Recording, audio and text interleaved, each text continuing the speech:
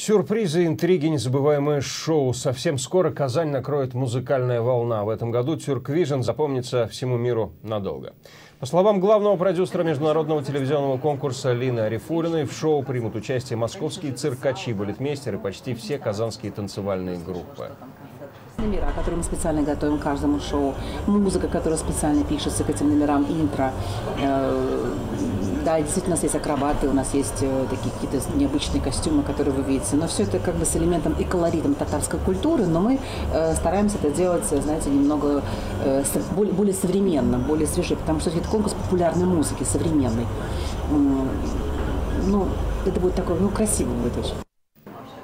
Одна из главных интриг, как выглядит сцена, пока под большим секретом. Организаторы обещают, это будет ярко, свежо и на высшем уровне. Участники из других стран прибывают уже в воскресенье, а 17 числа после жеребьевки узнают порядок выхода на сцену.